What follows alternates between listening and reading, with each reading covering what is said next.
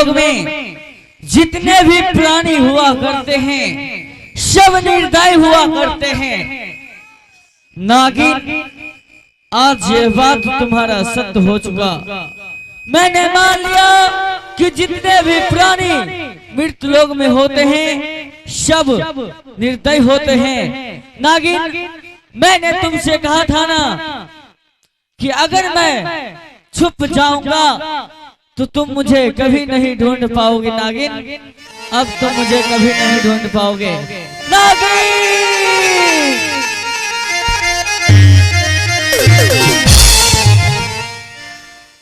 हे भगवान, ये तो स्वामी जी की आवाज है।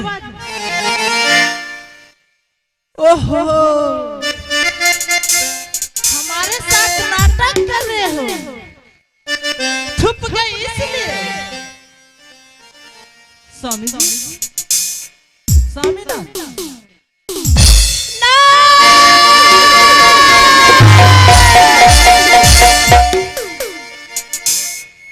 कौन दुष्ट पापी हमारे पतिनाथ को मार दिए। सामने उन्हें तो ऐसा श्राप दूंगी कि कोरी हो जाओगे।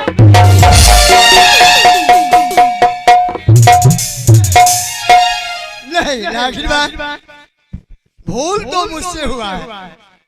नागिन माँ, मुझे माफ कर दो। नागिन माँ, मैं अनजान में इसे बात चला चुका हूँ। दुष्ट कायर, मुझे क्षमा कर। सिंदूर उतारा है दुष्ट। क्या तूने मेरे मांगों की सिंदूर उतारा है।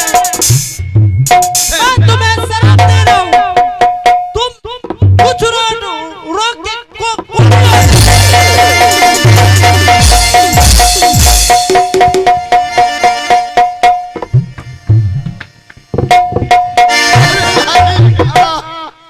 यह तूने क्या किया नागिन? परमात्मा, मैं तो क्या सोच के आया था, क्या हो गया?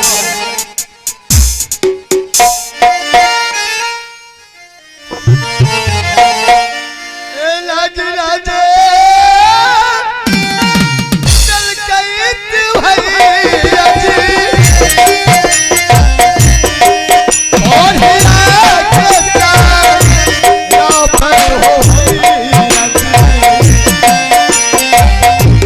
ए नागिन लग गई, और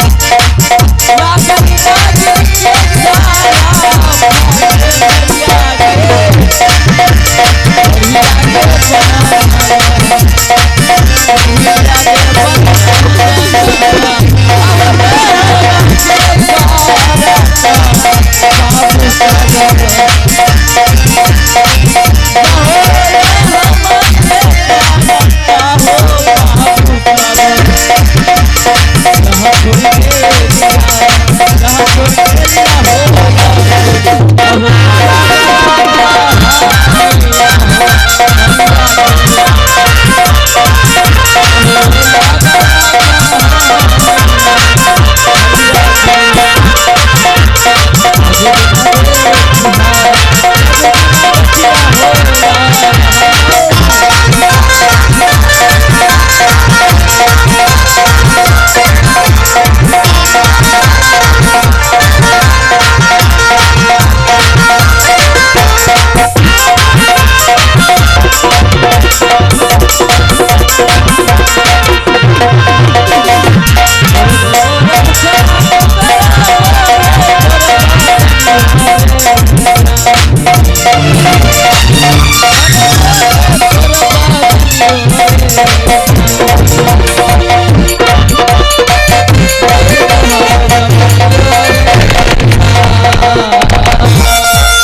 आइए, जब आप लोग देखें इस जगह से किस प्रकार का अगला भाग, अगला सीन, चंपा के क्या दुर्दशा होते हैं, आप लोग यह सीन देख करके आनंद उठाए।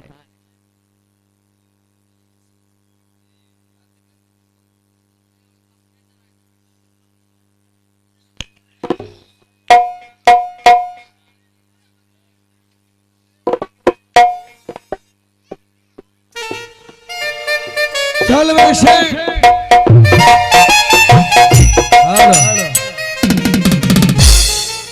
अरे कहाँ गेला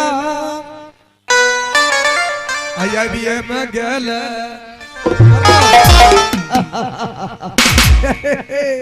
बता क्या सब किया तूने? महाराज भान चंपा जो सुलाए काटा पे वो तो मर गया होगा, उसको कभी देखने गए? तुम नहीं गया था? हम तो गए, मर गई, पूरा मर गया।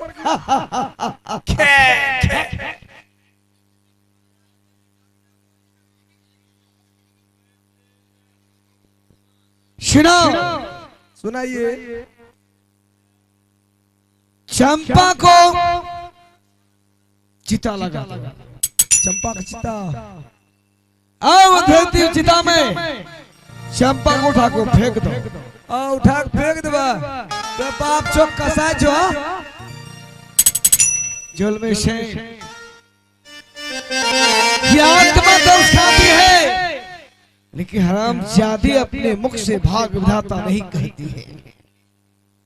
क्या चिता में चलने से डर से कह दिया, फिर मैं उसे फूल से उठा लूंगा, अगर ना कही तो वो चिता में आग लगा कर जला के राख कर दूंगा।